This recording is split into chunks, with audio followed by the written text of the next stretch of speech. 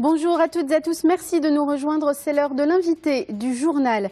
C'est donc une nouvelle étape qui s'est ouverte aujourd'hui à Rabat dans le processus d'adhésion du Maroc à la communauté économique des États de l'Afrique de l'Ouest. Le président de la commission de la CEDEAO, Marcel de Souza, était en effet aujourd'hui en visite à Rabat où il a rencontré le ministre des Affaires étrangères et de la coopération, Nasser Bourita. On revient ce soir sur cette visite et sur les détails du processus d'adhésion du Maroc à cet ensemble régional avec en duplex depuis Tanger le professeur Khalid Chegraoui, directeur du Centre d'études Afrique-Moyen-Orient. Professeur Chegraoui, bonsoir. Bonsoir. Alors, Monsieur Chegraoui, la première question, dans quel cadre s'inscrivait cette visite aujourd'hui du président de la commission de la CEDEAO, Marcel de Souza, et pouvez-vous nous rappeler les principales étapes du processus depuis la demande officielle du Maroc le 24 février dernier? En fait, la rencontre vient à un point nommé du moment que la demande marocaine a été acceptée par principe le 4 juin dernier à Monrovia. Et là, la rencontre elle est en phase de mettre en œuvre tout ce processus d'adhésion du Maroc, du moment que cela va demander un certain nombre de prérogatives, que ce soit sur le plan diplomatique ou sur le plan juridique, afin d'harmoniser un certain nombre de cadres spécifiant le commerce, la bonne gouvernance et autres, que ce soit au sein du Maroc et bien sûr avec les instances de l'organisation de la CEDEAO. Bien sûr, cela va demander un certain nombre de discussions entre les deux parties afin de pouvoir mettre en œuvre tout ce processus du moment qu'il va falloir aussi mettre en place une convention d'adhésion additionnelle à la CEDEAO du moment qu'il n'y a pas de véritable manuel pour cette adhésion et il va falloir en discuter plus amplement entre les deux parties, ce qui va prendre pas mal de temps, bien sûr. On revient dans un instant sur les détails techniques de ce processus d'adhésion, mais si l'on comprend bien, donc la demande a été entérinée et validée le 4 juin dernier, vous l'avez rappelé, c'était à Monrovia. Elle doit être confirmée en décembre prochain à Lomé, dans la capitale togolaise. Et donc la réunion aujourd'hui, c'est aussi pour préparer ce sommet de Lomé ? C'est surtout pour harmoniser la discussion entre les deux parties. D'ailleurs, c'est la visite, elle concerne la commission de la CEDEAO. C'est la commission qui met en œuvre les décisions des chefs d'État des 15 pays de la CEDEAO.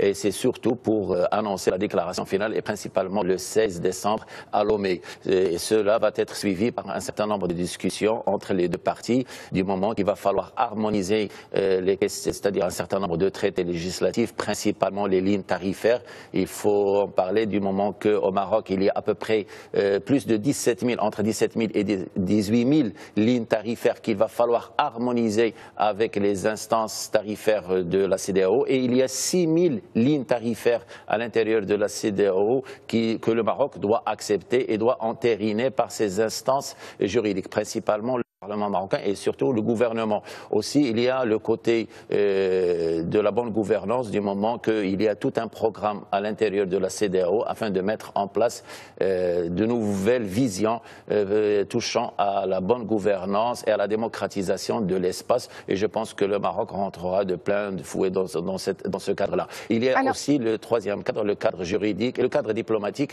Et bien sûr, tout cela doit toucher la libre circulation des personnes, des biens, des capitaux, ce qui va ouvrir un champ extraordinaire de coopération économique du moment que la CEDEAO, elle se compose d'à peu près 340 millions de consommateurs. On va lui additionner à peu près 34 millions de consommateurs marocains, ce qui va faire un des marchés les plus prometteurs au sein du continent africain.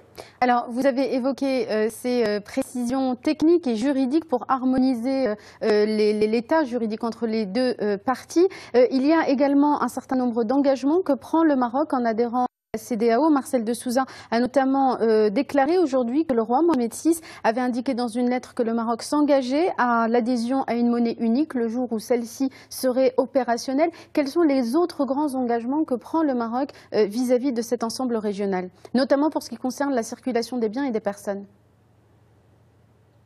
Au fait, la demande marocaine est née d'une option stratégique, comme l'a dit Sa Majesté lors de son dernier discours. C'est une demande stratégique, sans retour, et comme l'a très bien exprimé De Souza, le président de la commission de la CEDEAO, ça va être un mariage sans divorce, sans Brexit, comme il avait bien dit. Au fait, les choses sont en bonne marche, et là, ce qui va se passer prochainement, c'est à partir du 16 décembre, à partir de la mise en place des discussions diplomatiques et technique entre la commission de la CEDEAO et le gouvernement marocain.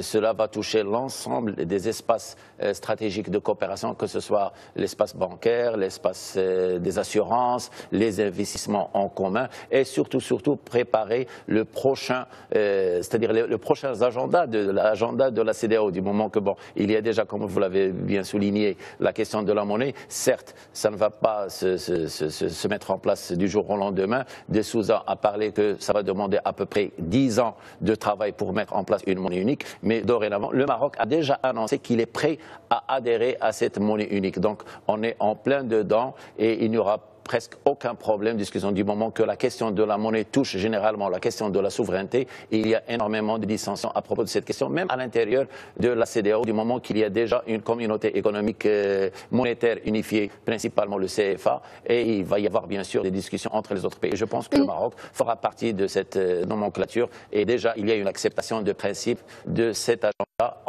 Bien sûr, il y aura d'autres agendas futurs qui seront mis en place et bien discutés entre les deux parties. Monsieur Chegraoui, une dernière question. Très rapidement, le ministre des Affaires étrangères, Nasser Bourita, a rappelé aujourd'hui que la dimension technique était au service d'une vision stratégique. Vous l'avez également évoqué et dans le discours du roi Mohamed VI le 20 août dernier, elle a également été rappelée. Cette vision qui fait de l'intégration régionale la clé de voûte du décollage économique en Afrique. Alors comment l'intégration du Maroc à la CEDEAO peut servir la stratégie marocaine et la vision marocaine pour le développement africain ? En fait, la demande marocaine, elle est beaucoup plus que stratégique. Elle est dans une perspective de prospective, beaucoup plus que ce cadre-là. Je pense que la demande marocaine a été, à juste titre, faite dans un climat de coopération et de mise en place et de développement de la coopération entre les deux parties. Mais ce qui intéresse surtout le Maroc, c'est surtout ouvrir et créer un véritable marché de coopération existe déjà au sein de la CEDEAO. La CEDEAO est le partenaire principal et même numéro 1 du Maroc dans ce cadre-là à l'intérieur du continent africain. Mais mettre en place un cadre juridique beaucoup plus approprié et beaucoup plus ouvert et beaucoup plus libéral permettra à l'économie marocaine de se développer beaucoup plus à l'intérieur d'un marché de plus de 340 millions de consommateurs et aussi permettra à la CEDEAO de s'ouvrir plus amplement sur les expériences marocaines afin de pouvoir faciliter les intégrations économiques et travailler beaucoup plus pour le bien-être des citoyens africains en général et des citoyens de l'Afrique de l'Ouest et des citoyens marocains à l'intérieur de ce conglomérat qui va voir le jour prochainement. Merci beaucoup, professeur Khalid Chegraoui. Vous étiez avec nous en duplex depuis Tanger. Merci beaucoup d'avoir été avec nous. Merci à vous tous et à vous toutes d'avoir suivi cet entretien. Restez avec nous, la suite de l'information continue dans un instant sur Médien TV.